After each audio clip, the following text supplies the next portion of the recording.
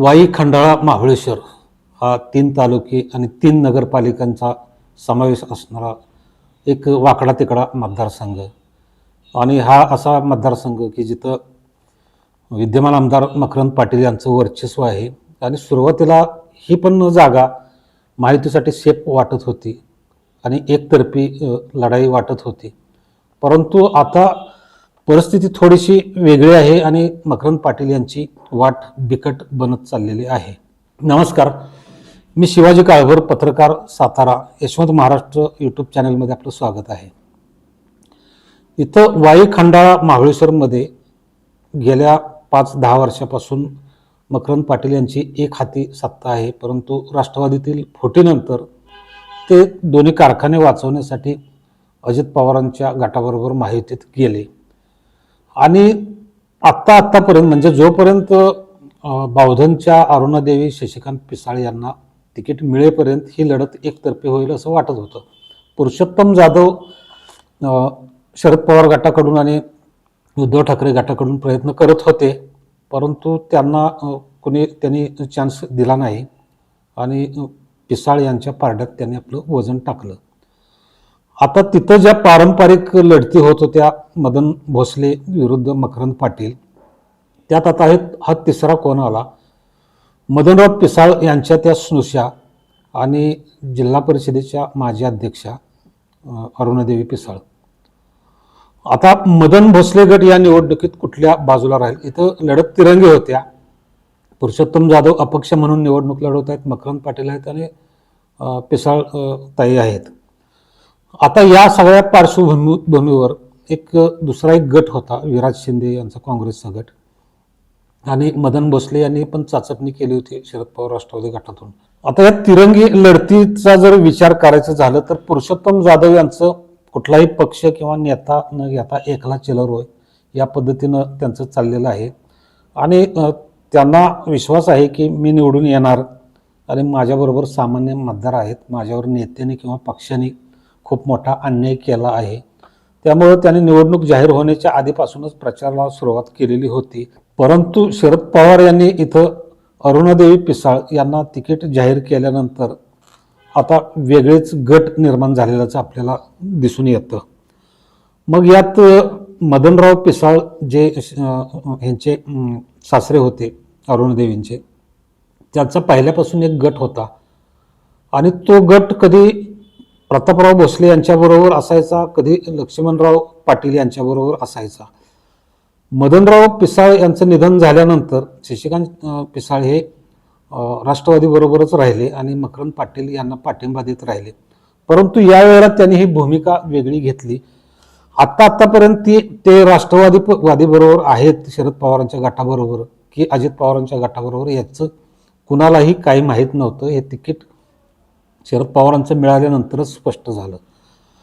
आता जे 2 गट निर्माण झालेत तिरंगी लढतीत, जे 2 गट आहेत आणि एक पुरुषोत्तम जाधव यांचा वेगळी भूमिका, त्यात मग बावधन जो मुख्य गाव त्यांचं शशिकांत पिसाळ किंवा अरुणादेवी पिसाळ यांचं, बावधन हे या तालुक्यातलं एक मोठं गाव आणि पिसाळ भावकी मोठी आणि पिसाळ यांचे कार्यकर्ते या भागात भरपूर मोठ्या संख्येने अजूनही त्यांचा गट काही प्रमाणात आहे, जरी ते मकरंद पाटील यांच्या बाजूला असले तरी. त्यामुळे या गटाचा फटका मकरंद पाटील यांना बसू शकतो. त्याचबरोबर मदन भोसले आता यांच्या बरोबर येणारच, त्यांना पर्यायच नाही. कारण गावागावात प्रत्येक गावात 2-2, 3-3 गट आहेत. मुख्यतः 2 गट आहेत, एक मकरंद पाटील यांचा आणि एक मदन भोसले यांचा. त्यामुळं एक गट विरोधात असेल तर दुसरा विरोधात जाणं साहजिकच आहे. त्यामुळं येत्या पंचायत समिती, झेडपी, नगरपालिका किंवा ग्रामपंचायतींमध्ये जर आपला गट टिकवायचा असेल किंवा निवडणुका लढवायच्या असतील तर आत्ता या निवडणुकीत मकरंद पाटील यांच्या विरोधात भूमिका घेणं हे मदन भोसले यांना भागच आहे. मग त्यांच्याबरोबर दुसरे काँग्रेसला तिकीट नाकारलेले परंतु ज्यांनी विधानसभेची तयारी केलेली होती असे विराज शिंदे, त्यांचा एक काँग्रेसचा गट आहे. मग ते किंवा मदन भोसले पुरुषोत्तम जाधव यांना पाठिंबा देतील असं वाटत होतं, पण ती शक्यता आता मावळली आहे.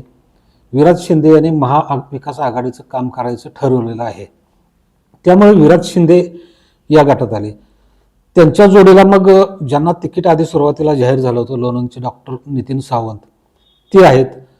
याबरोबरच पाचगणीच्या लक्ष्मीताई कराडकर माजी नगराध्यक्षा किंवा शिंदे कुमार शिंदे वगैरे बावळेकर, शिवसेनेचे बंडा कुंभारदारे महाबळेश्वरचे, ही जी मंडळी आहेत ही बहुधा अरुणादेवी पिसाळ यांच्याबरोबर राहतील 99% मंडळी.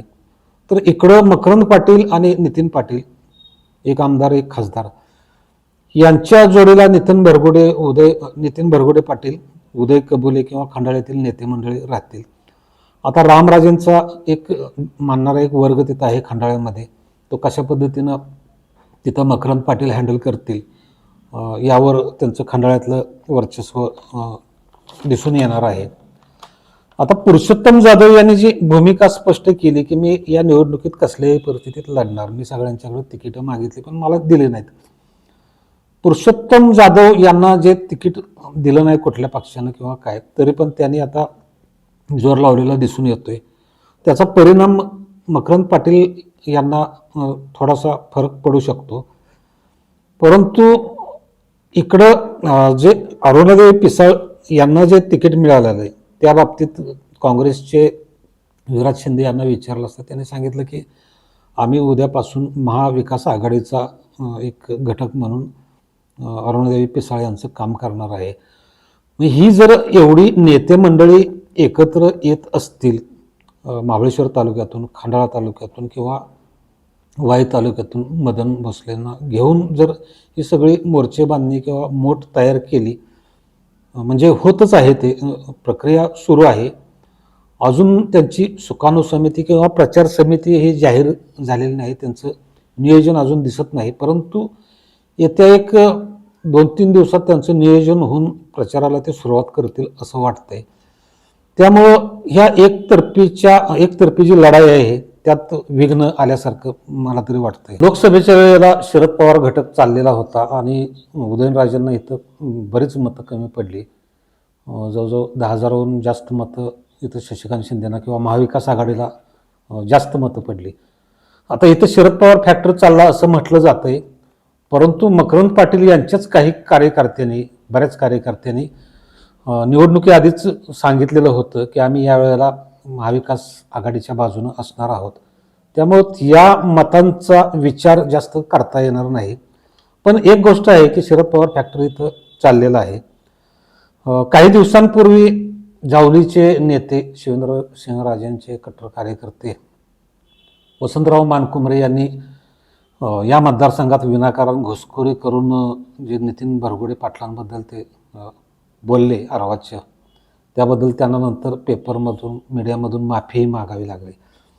हा एक मोठा धक्का आहे मकरंद पाटील यांच्या गटाला, कारण नितीन भरगोडे पाटील यांचं खंडाळ्यात चांगलं वजन आहे, त्यांना मानणारे नेते आहेत आणि हे असले वाचाळवीर आणून इथं आणल्यामुळं हे सगळं प्रॉब्लेम त्यांच्यासाठी एक प्रॉब्लेमच म्हटलं पाहिजे होतात. आता अजित पवारांच्या पक्षातून मकरंद पाटील उभे आहेत आणि अजित पवारांनी महाराष्ट्रातलं राजकारण कसं नासवलं किंवा त्यांच्याबद्दलची एक चीड लोकांच्या मनात आहे. त्यामुळे अजित पवार या नावावर ते फुली मारताना दिसून येतात. अगदी मकरंद पाटील यांनी शरद पवारांना सोडून कारखान्यासाठी जरी ते महायुतीत गेले तरी बऱ्याच जणांना हे मत पटलेलं नाही. अजित पवार फॅक्टरचा एक परिणाम मकरंद पाटील यांच्यावर होऊ शकतो. खंडाळ्यात रामराजेंना मानणारे काही वर्ग आहे, तो वर्गही या ठिकाणी महत्त्वाचा मानला गेला पाहिजे. राज्यात महाविकास आघाडीच्या बाजूनं जे वातावरण झालेलं आहे किंवा उद्या कदाचित महाविकास आघाडीचं सरकार येऊ शकतं, या विचारांचा किंवा ट्रेंडचा प्रभाव या वाई खंडाळा महाबळेश्वरच्या निवडणुकीवर पडू शकतो. आता गत विधानसभा निवडणुकांची आकडेवारी बघून जर विचार करायचं म्हटलं तर 2014च्या निवडणुकीत मकरंद पाटील यांना 1,01,000च्या आसपास मतं मिळालेली होती आणि मदन भोसले यांना भाजपकडून, ते राष्ट्रवादीकडून होते, मदन भोसले यांना 62,000 मते मिळाली. 25,000 मतं पुरुषोत्तम जाधव यांना भाजपमधून मिळाली आणि 23,000 मतं शिवसेनेतून महाबळेश्वरचे माजी नगराध्यक्ष डी.एम. बावळेकर यांना मिळाले होते. आता ही मतांचं जर बघितलं गणित, तर ही विरोधी जी मतं आहेत मकरंद पाटील यांच्या विरोधातली, ती एकत्र केली तर त्यांच्या एकूण मतदानापेक्षा जास्त होतात. पण 2019ला नंतर चांगलं संघटन बांधल्यामुळं राष्ट्रवादीतून मकरंद पाटील यांना 1,30,000 मतं मिळाली आणि मदन भोसले यांना 86,000 मतं मिळाली. म्हणजे जवळपास 40-45,000 मतांचा फरक होता. आता जर का पिसाळांच्या मतांचा विचार केला, म्हणजे पिसाळ गटाच्या, तर बावधन किंवा आसपासच्या एरियामध्ये त्यांचं चांगलं वर्चस्व आहे.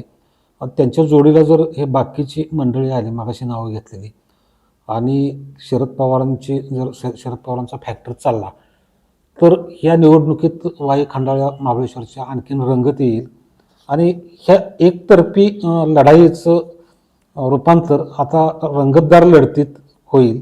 नंतर कुणाचं वजन वाढेल हे पुढच्या काही दिवसात कळेलच. परंतु एक स्पष्ट झालं,